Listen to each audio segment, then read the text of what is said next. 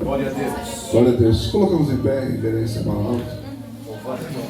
Abra as nossas Bíblias no Evangelho de João, capítulo 12, versículo 24. Aleluia a Deus. Evangelho de João, capítulo 12, versículo 24. O Evangelho de João é composto de 21 capítulos, 878 versículos. Foi escrito entre o ano 80 e 95 depois de Cristo.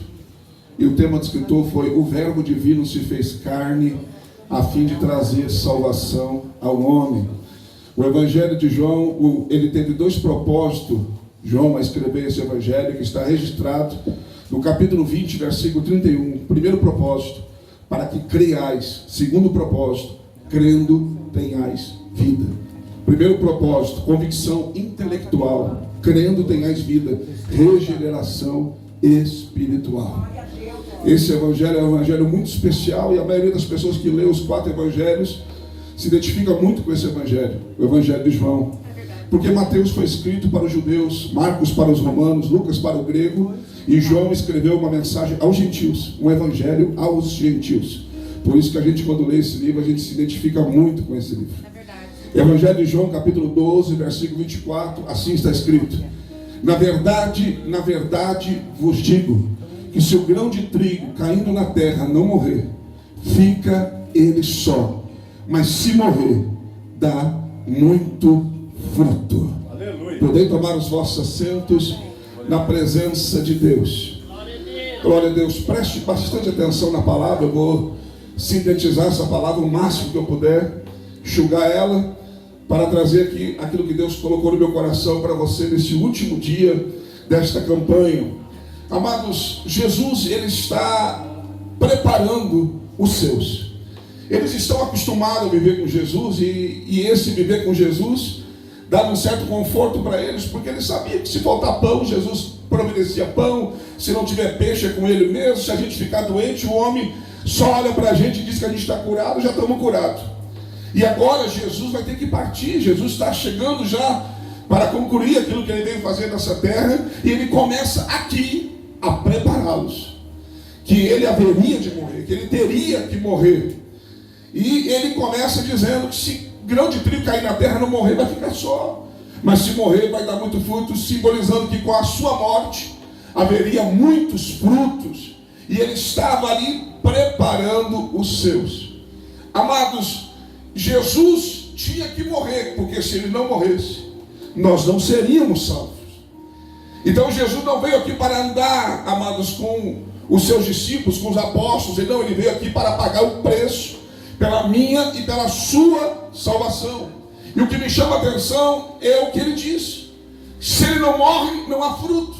E dentro disso eu quero trazer uma palavra do coração de Deus para o seu coração, uma mensagem textual com divisão interrogativa, que vai ter o seguinte tema: você já morreu? Meu Deus. Você já morreu? Porque o grão de trigo, quando cai na terra, se ele morre, dá fruto. E Deus, amados, ele nos chamou não para ser garçom, não para nos servir. Deus nos chamou para que nós dássemos frutos.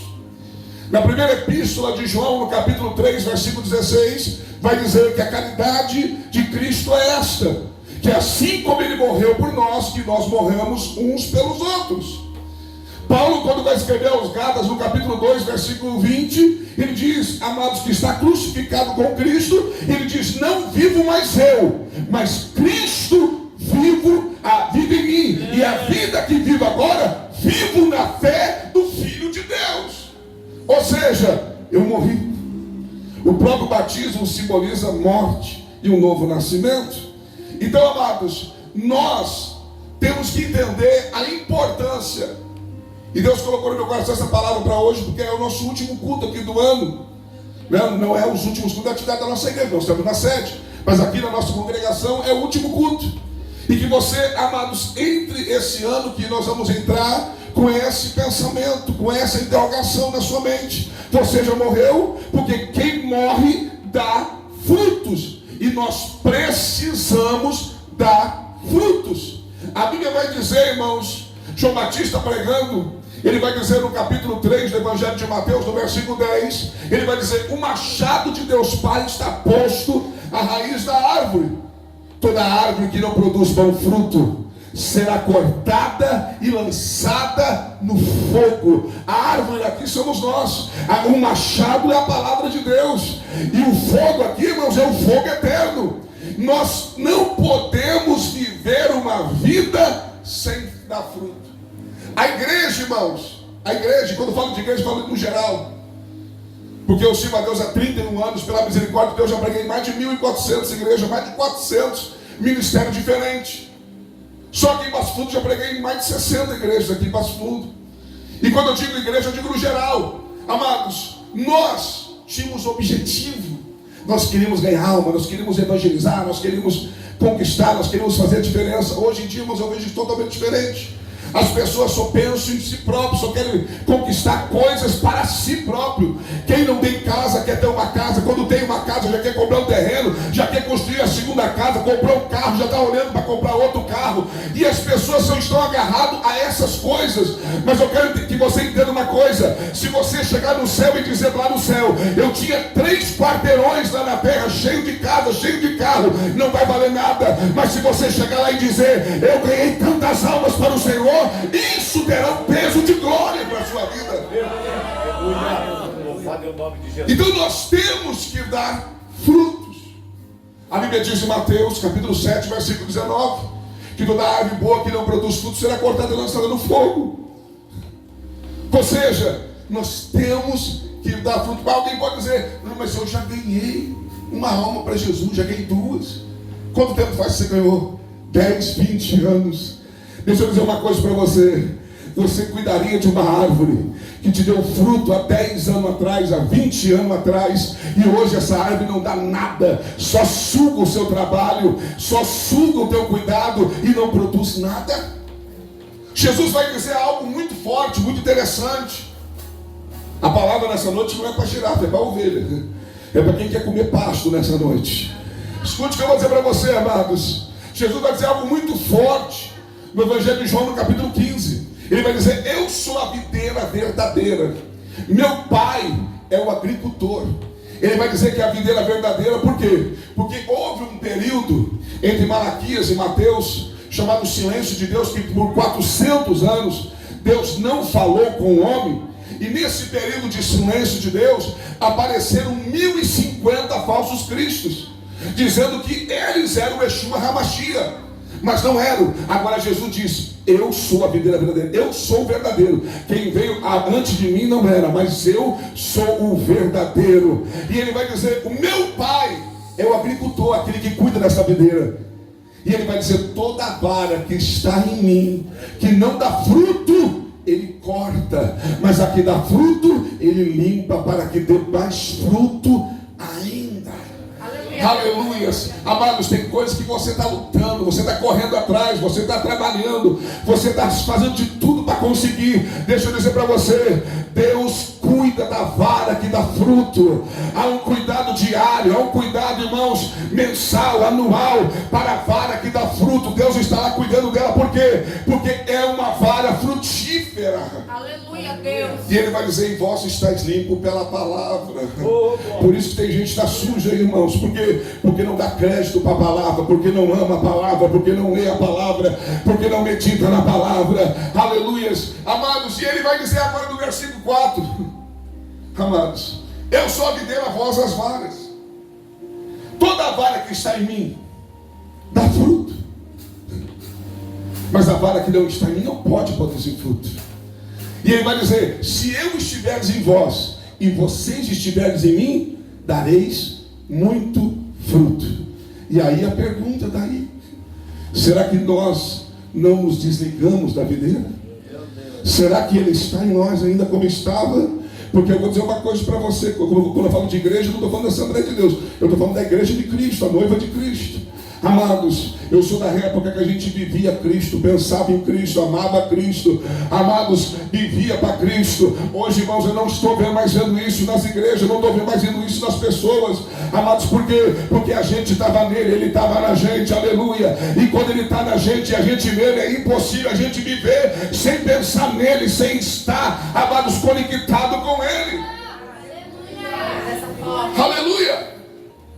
Por isso que muitos deixaram de dar fruto, porque não estão mais na videira. E ele não está mais em você. Mas nessa noite eu não estou aqui para julgar você nem condenar.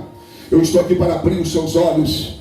E quero dizer para você nessa noite: Deus está te chamando para dar fruto. Aleluia. Provérbios capítulo 11, versículo 30 vai dizer: o fruto do justo é a árvore da vida, e aquele que ganha alma, sábio é, diz a Bíblia. Aleluia. Aquele que ganha alma, sábio é, diz a Bíblia. E ele vai dizer, irmãos, no Evangelho de João capítulo 15, continuando na videira, ele vai dizer no versículo 8: Deus tremendo, aleluia. nisto será glorificado o meu Pai, que vós deis muitos frutos, e então sereis meus discípulos. Aleluias. Eu quero chamar a sua atenção para duas coisas aqui. Primeiro é que os meus frutos glorificam a Deus. Quando eu dou fruto, glorifica a Deus. Aleluias. E quando eu dou fruto, segunda observação, eu sou um discípulo verdadeiro.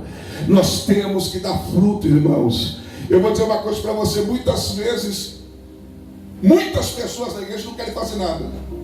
E os que querem fazer, só querem fazer se for aqui. Vou repetir. Tem pessoas na igreja que não querem fazer nada. E aqueles que querem, só querem fazer se for aqui. Aleluia. Deixa eu dizer para você: o ponto de ônibus é um púlpito para você pregar. Aleluia. O intervalo de almoço no teu trabalho é um púlpito que você tem para pregar. Se você tem carro e você dá carona para alguém, ou se você está de carona, é um púlpito que você tem uma oportunidade para falar de Jesus. Nós não podemos, irmãos, só querer fazer a obra aqui. Nós não podemos só querer, irmãos, ser usado aqui. Não, nós temos que ganhar almas aonde elas estão. E aonde elas estão? Nas encruzilhadas. Nós precisamos ir aonde as almas estão. Nós precisamos ganhar almas para o Senhor, porque Jesus está voltando e nós vamos ter que dar conta dos nossos frutos. Glória a Deus. Glória a Deus. Continua no Evangelho de João capítulo 15. No versículo 16 ele vai dizer: não foi vós que me escolheste. Verdade. Não foi. Hoje a gente não troca Deus por nada. Mas na época não foi a gente que escolheu ele, mas ele nos escolheu.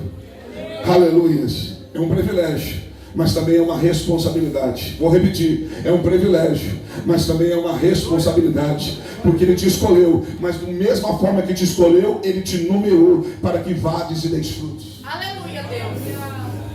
Glória a Deus. Glória a Deus. Aleluia. E ele diz: para dar fruto, tem que ir, vades e deis fruto. Tem gente que quer dar fruto sentado, irmão, não tem jeito. Você tem que sair, você tem que ir ao encontro das almas.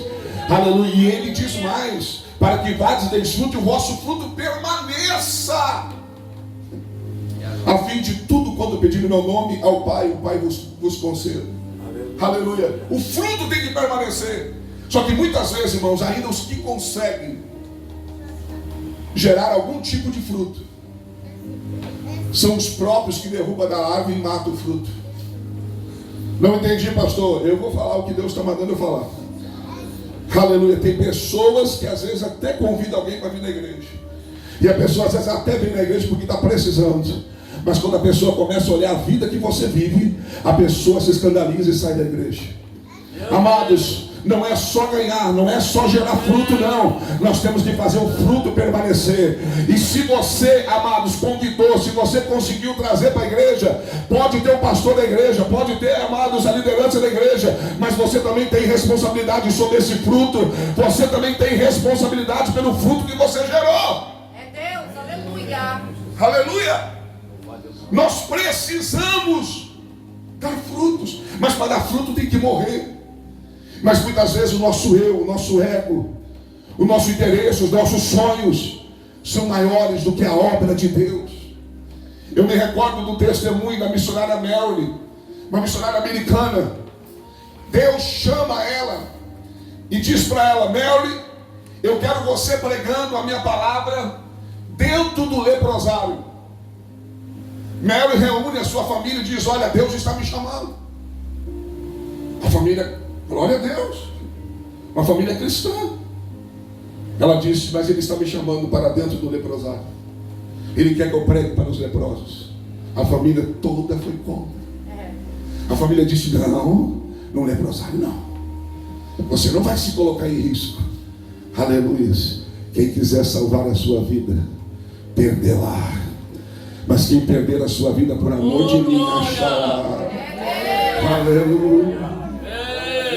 Pode ter o nome de Jesus. Ela disse: Deus, a minha família não quer que eu pregue no leprosário, mas eu quero fazer a tua vontade. Eis-me aqui. Coloca a lepra em mim. Se o grão de trigo cair na terra, não morrer, vai ficar ele só. Mas se morrer, dá muito fruto. Chega de você viver só dentro da igreja. Chega de você, irmãos, só viver de aparência.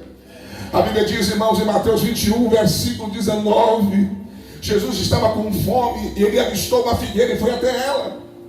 E quando chegou lá para comer algum figo, chegou lá, não tinha. Por quê? Só tinha folhas. E a Bíblia destaca: havia folhas. As folhas antecedem os frutos, mas ali só tinha folhas. E o que levou Jesus lá foi as folhas. Então ele amaldiçoou aquela figueira e ela secou imediatamente. O que o Senhor quer dizer com isso? Eu não estou falando nada. Quem está falando aqui é o Eterno nessa noite. Tem gente que está vivendo só de aparência. Você olha para ele, está verdinho, verdinho, verdinho, mas só por fora. Aleluia. Mas Deus está dizendo para você nessa noite: eu quero ver fruto. Eu quero ver fruto. Mateus 7:16 ao 20 vai falar que pelos frutos você conhece a árvore. É pelo aquilo que nós produzimos que vamos ser conhecidos. Coloca a lepra em mim. Diz o testemunho que um belo dia Mary acorda e uma mancha estava na sua mão. Levam ela para o médico atesta que ela estava com lepra. E agora Mary vai para dentro do leprosário. E ela fica 4 meses dentro do leprosário. Nos 4 meses que ela ficou dentro do leprosário, ela batizou 62 pessoas dentro daquele leprosário. Se o grão de trigo cair na terra, não morrer, fica ele só. Mas se morrer, dá muito fruto. E a Bíblia, o testemunho dela diz que após 4 meses de batizar 62 pessoas, numa noite ela estava orando, o anjo apareceu para ela e disse: Mary, amanhã você vai colocar o mais velho na frente desse trabalho. E amanhã, nessa mesma hora, eu virei e vou restaurar a tua pele e vou tirar você daqui. Ela colocou na frente do trabalho o mais velho. No dia seguinte, na mesma hora que o anjo disse, ele apareceu para ela, e conforme ele passava a mão no corpo de Mary, Mary ficava com a pele como uma criança. Ela saiu do leprosário, mas os frutos permaneceram. Ela saiu do leprosário, mas aquele leprosário ficou ali, pessoas pregando a palavra e ganhando almas ainda para o Senhor. Aleluias. Amados, é tempo de nós frutificarmos, é tempo de nós darmos fruto. Muitas vezes você está sofrendo com a sua família, porque você não está preocupado com a alma que está do seu lado. Muitas vezes o teu filho está se perdendo, porque no seu trabalho você não é uma voz de Deus naquele lugar. Meu Deus. Trabalha para Deus, Deus vai trabalhar para você. Aleluia. Ganhar almas para o Senhor, Deus vai ganhar a sua família. Mas nós precisamos fazer a diferença. Nós precisamos ganhar almas para o Senhor, porque Jesus está voltando. Aleluias. E muitas vezes a gente crê nisso, prega isso, e eu confesso que eu creio também que podemos ser a igreja do arrebatamento. Aleluia. Já li a Bíblia 43 vezes. São 185 sinais que antecederiam a volta de Jesus. Segundo os escatólogos, os 185 sinais já se cumpriram. Nós estamos num período que nem poderia ser chamado mais graça, sexta dispensação bíblica. Nós estamos num período que os escatólogos chamam de misericórdia. É a brisa antes da tempestade. É aquele ventinho que vem assoprando as folhas e de repente vem a tempestade e acaba com tudo. A qualquer momento a trombeta toca e nós subiremos ao encontro do Senhor.